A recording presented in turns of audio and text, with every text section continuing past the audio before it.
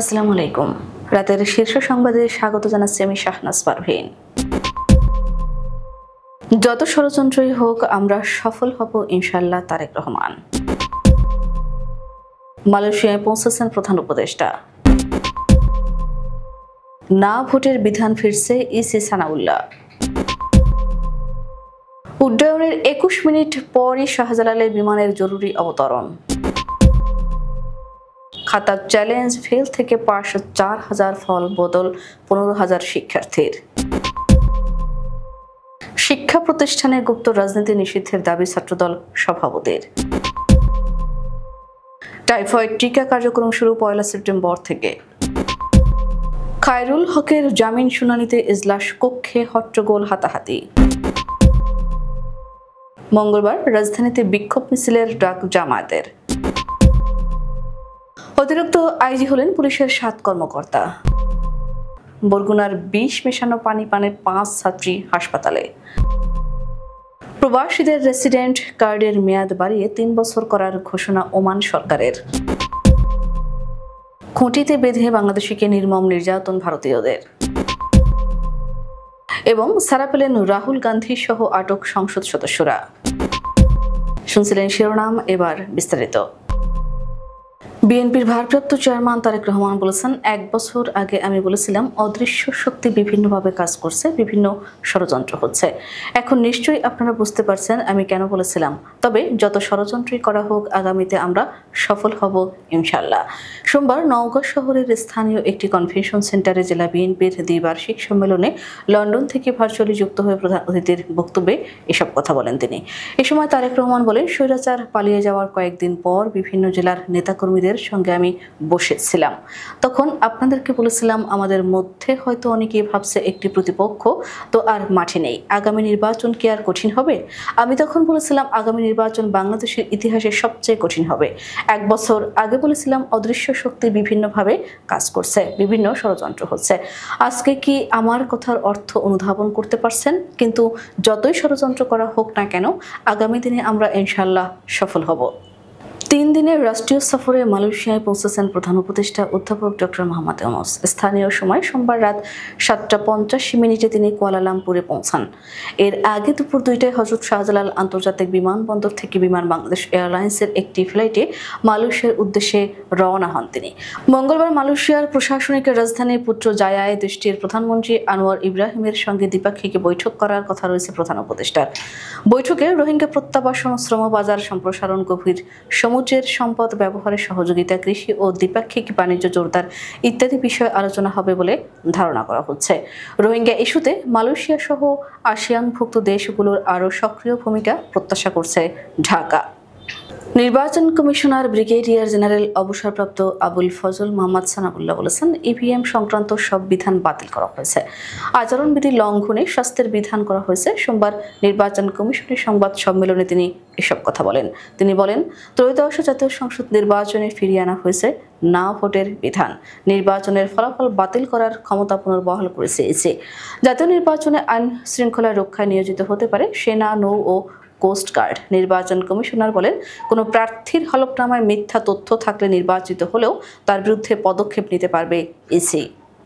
কেবিনে অধিক তাপমাত্রার কারণে উড্ডয়নের 21 মিনিট পরই হযরত শাহজালাল আন্তর্জাতিক বিমানবন্দরে জরুরি অবতরণ করেছে চট্টগ্রামগামী বিমান বাংলাদেশ এয়ারলাইন্সের বিজি 615 ফ্লাইট। সোমবার দুপুর 2:34 শাহজালাল বিমানবন্দর থেকে চট্টগ্রামের উদ্দেশ্যে ছেড়ে যায় ফ্লাইটটি।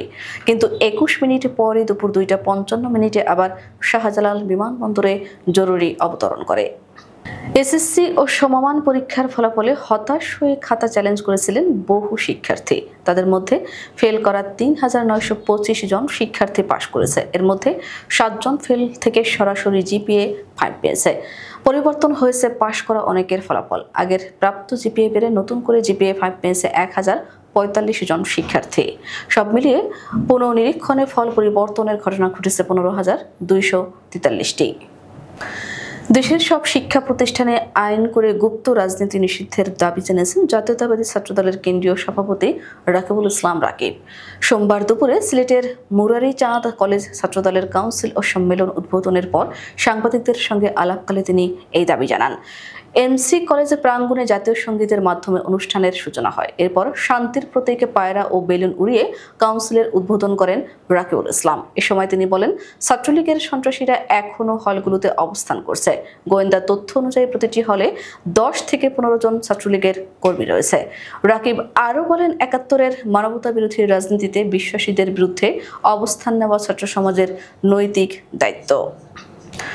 সারা দেশে টাইফয়েড টিকা কার্যক্রম শুরু হচ্ছে 1 সেপ্টেম্বর থেকে, যা পরিচালিত হবে সম্প্রসারিত টিকাদান কর্মসূচি এর আওতায়। এবার 9 মাস থেকে 15 বছর 11 মাস 29 দিন বয়সী প্রায় 5 কোটি শিশু 1 ডোজ ইনজেক্টেবল টাইফয়েড টিকা পাবে। এরই মধ্যে 1 আগস্ট থেকে টিকা গ্রহণের জন্য অনলাইন নিবন্ধন শুরু হয়েছে, যা চলবে টিকাদান শুরু হওয়ার আগ পর্যন্ত।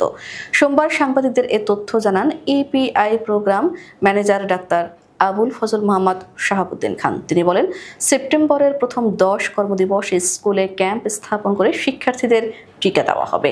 এরপর যেসব শিশু ক্যাম্পে উপস্থিত হতে পারবে না কিংবা স্কুলে যায় না, তাদের জন্য পরবর্তী 8 দিন স্থানীয় ইপিআই কেন্দ্রে গিয়ে টিকা নেওয়ার সুযোগ থাকবে। জুলাই আগস্ট আন্দোলনে যাত্রাবাড়ীতে যুবদল কর্মী আব্দুল কায়ুম আহাদ হত্যা মামলার সাবেক প্রধান বিচারপতি এবিএম খায়রুল হকের জামিন সহ মামলা বাতিল আবেদনের শুনানিতে আওয়ামীপন্থী রাষ্ট্রপক্ষের আইনজীবীদের হাতাহাতির ঘটনা ঘটেছে। পরে আগামী 17 আগস্ট খায়রুল হকের করা জামিন আবেদনের শুনানির জন্য দিন ধার্য করেন হাইকোর্ট। সোমবার বিচারপতি জাকির হোসেন ও বিচারপতি KM রাশিদুজ্জামান রাজার সমন্বয়ে গঠিত হাইকোর্ট বেঞ্চের এজলাস কক্ষে এ ঘটনা ঘটে। জুলাই জাতীয় ঘোষণাপত্র ও জুলাই জাতীয় সনদের আইনগত স্বীকৃতি প্রদান এবং এই সনদের ভিত্তিতে আগামী জাতীয় সংসদ নির্বাচন আয়োজনের দাবিতে বিক্ষোভ মিছিলের ডাক দিয়েছে বাংলাদেশ জামায়াতে ইসলামী। সোমবার জামায়াতের ভেরিফাইড ফেসবুক পেজে এক পোস্টে বলা হয়, এসব দাবিতে মঙ্গলবার বিকেল 5টায় রাজধানীর বিজয়নগরের পানির ট্যাঙ্ক এলাকায় বিক্ষোভ করবে দলটি। এতে জামায়াতের কেন্দ্রীয় ও মহানগরীর নেতারা বক্তব্য রাখবেন বলেও পোস্টে উল্লেখ করা হয়েছে। আগামী জাতীয় সংসদ নির্বাচন যাতে অবাধ, সুষ্ঠু ও গ্রহণযোগ্য হয়, সে লক্ষ্যে এই কর্মসূচিকে সফল করার জন্য নেতাকর্মী ও নগরবাসীর প্রতি শান্তিপূর্ণভাবে বিক্ষোভে অংশগ্রহণের জন্য আহ্বান জানিয়েছে দলটি। পুলিশের উপমহাপরিদর্শক পদমর্যাদার 7 কর্মকর্তাকে অতিরিক্ত মহাপরিদর্শক পদে পদোন্নতি দিয়েছে সরকার। স্বরাষ্ট্র মন্ত্রণালয়ের জননিরাপত্তা বিভাগ সোমবার এক প্রজ্ঞাপনের মাধ্যমে এ তথ্য জানিয়েছে। অতিরিক্ত আইজি পদে পদোন্নতি প্রাপ্তরা হলেন APBN-এর ডিআইজি মোহাম্মদ আলী হোসেন ফকির, SBর ডিআইজি GM আজিজুর রহমান, ডিএমপির অতিরিক্ত police commissioner Mohammad Sarwar, armed police ব্যাটালিয়নের ডিআইজি মোহাম্মদ মুস্তফা কামাল, পুলিশ অধিদপ্তরের ডিআইজি কাজী মোহাম্মদ ফজলুল করিম, হাইওয়ে পুলিশের ডিআইজি মোহাম্মদ রেজাউল করিম এবং চট্টগ্রাম রেঞ্জ ডিআইজি মোহাম্মদ আহসান হাবিব পলাশ। বরগুনার পাথরঘাটার একটি বিদ্যালয়ে বিষ মেশানো পানি পান করে অসুস্থ হয়ে পড়েছে 5 ছাত্রী। সোমবার সকালে উপজেলার কাকচিরা ইউনিয়নের রূপদন বন্দর আমিরিয়া মাধ্যমিক বিদ্যালয়ে এই ঘটনা ঘটে। গুরুতর অবস্থায় 5 জনকে উপজেলা স্বাস্থ্য কমপ্লেক্সে ভর্তি করা হয়েছে।